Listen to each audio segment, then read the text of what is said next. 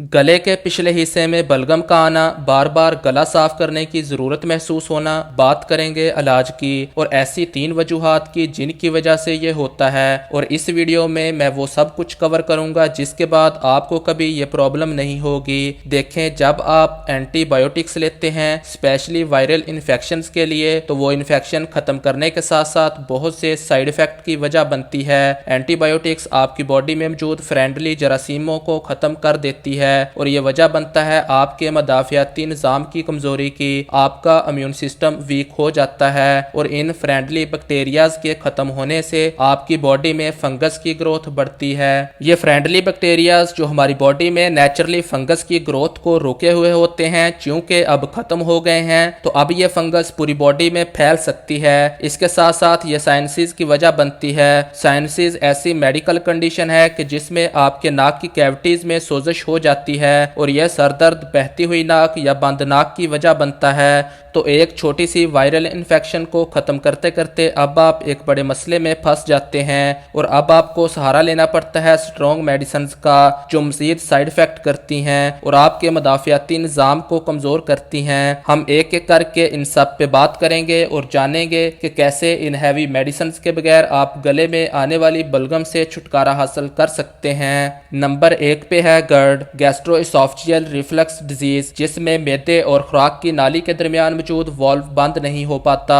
और मैदे का तेजाब बार बार खुराक की नाली में आता है। यह इरिटेशन करता है, सोजिश करता है और गले में रेशे की वजह बनता है। बार बार गला साफ करने की ज़रूरत महसूस होती है। बहुत से लोग इस मसले का शिकार हैं और अक्सर उन्हें एंटासिड दे दी जाती है। मैदे की तेजाबियत ख़त्म करने वाली गोलियां दे दी जाती हैं। असल में यह मसला मैदे का तेजाब कम होने की वजह से है। कम स्टोमिक एसिड इस वाल्व को बंद ही नहीं कर पाता और एसिड आपकी खुराक की नाली में चला जाता है। बिटेन हाइड्रोक्लोराइड कैप्सूल 3 से 4 आप खाने से पहले ले सकते हैं और साथ में ऐड कर लें एप्पल साइडर विनेगर को। यह आपके मैदे की पीएच को बैलेंस रखता है, मैदे में एसिड्स के लेवल को बराबर रखता है। आप एंडोस्कोपी जैसे महंगे इलाज की तरफ भी जा सकते हैं, डिटेल में अगर आपको जानना है अपनी बॉडी के बारे में। लेकिन इससे पहले ये एक आसान और सस्ता हल है एसिड रिफ्लक्स को ट्रीट करने का। बहुत से लोग इससे फायदा उठा रहे हैं। एसिड रिफ्लक्स का शिकार लोग अक्सर खाने के बाद गैस यानी बदहजमी का भी शिकार नजर आते हैं। दूसरी वजह की बात करेंगे कि पोस्ट नेजल ड्रिप एक वजह हो सकती है गले में रेशे की। पोस्ट नेजल ड्रिप एक ऐसी मेडिकल कंडीशन है कि जिसमें आपके नाक की कैविटीज के पिछले हिस्से से गले में रेशा टपकता है और आपको खांसी करने पे मजबूर करता है। वायरल बैक्टीरियल या फंगल इन्फेक्शन की वजह से ऐसा होता है। अगर आपका रेशा येलोविश है या ग्रीनिश है तो ये बैक्टीरियल इन्फेक्शन की वजह से है, और अगर वायरल इन्फेक्शन है तो इस केस में रेशा साफ रंग का होता है, ट्रांसपेरेंट होता है। लेकिन ये 100% एक्यूरेट नहीं है कि कभी आप दोनों इन्फेक्शन का इकट्ठा शिकार भी हो सकते हैं। पोस्ट नेजल ड्रिप अगर तो ये प्रॉब्लम सीवियर है तो आप नॉर्मल सलाइन सोल्यूशन से गार्गल कर सकते हैं, गरारा कर सकते हैं, साल्ट वाटर से नेजल रिंस कर सकते हैं, मतलब अपने नाक को अंदर से अच्छे से धो सकते हैं। इसके लिए मार्केट में नेजल रिंस बोतल आती हैं कि एक नथने से पानी आप डालते हैं और दूसरे से बाहर निकाल लेते हैं। काफी वीडियोस मौजूद हैं जिनसे आप सीख सकते हैं नेजल रिंस का तरीका।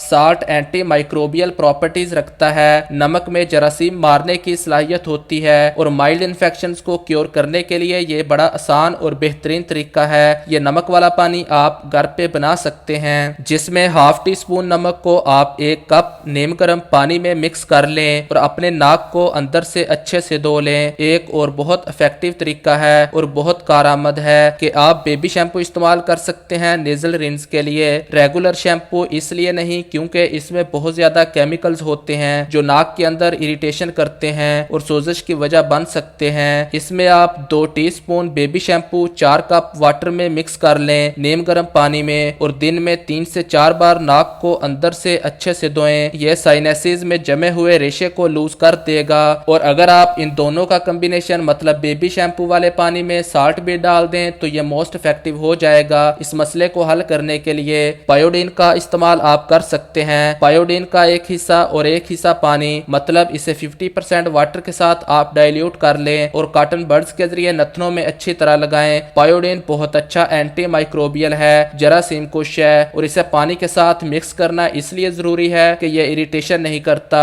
جلن نہیں کرتا، اور باقی جو مکسچر بچ جائے اسے آپ گارگل کر لیں، گرارا کر لیں ہر 12 گھنٹے کے بعد 30 سیکنڈ تک یہ پانی آپ گلے کی پچھلی طرف رہنے دیں اور تھوک دیں۔ یہ طریقہ بہت افیکٹو ہے اور 1-2 بار کرنے کے بعد آپ خود کو بہت بہتر محسوس کریں گے۔ ماحولیاتی آلودگی بھی گلے میں ریشے کی ایک وجہ بنتی ہے اور آپ کو اس سے بچنے کے لیے اپنے امیون سسٹم کو مضبوط کرنا پڑے گا۔ اس کے لیے بہترین طریقہ ہے فاسٹنگ، پرلونگ فاسٹنگ، روزہ رکھیں، لمبا روزہ رکھیں، خود کو بھوکا رکھیں۔ فوڈ الرجیز کی وجہ سے بھی یہ ہو سکتا ہے اور اس میں کامن فوڈ الرجیز ہیں ڈیری پروڈکٹس، مطلب دودھ، ملائی، لسی، اس سے بچیں، چینی سے بچیں کہ یہ انفلیمیشن کرتی ہے اور ہارٹ اٹیک کی وجہ بنتی ہے۔ لہسن کو اپنی خوراک میں شامل کریں، کچا لہسن کھانے کے ساتھ کھائیں کہ یہ اینٹی مائکروبیل ہے اور آپ کے امیون سسٹم کو سٹرونگ یعنی مضبوط کرتا ہے۔ اب آپ کو جاننا ہے کہ یہ ریشہ کہاں سے آ رہا ہے، کیا معدہ اس کی وجہ ہے، کیا ناک سے ٹپک رہا ہے یا حلق کی طرف سے آ رہا ہے۔ یہی اس ویڈیو کا مقصد ہے۔ چینل پہ آنے کا شکریہ، اپنا خیال رکھیے، اللہ حافظ۔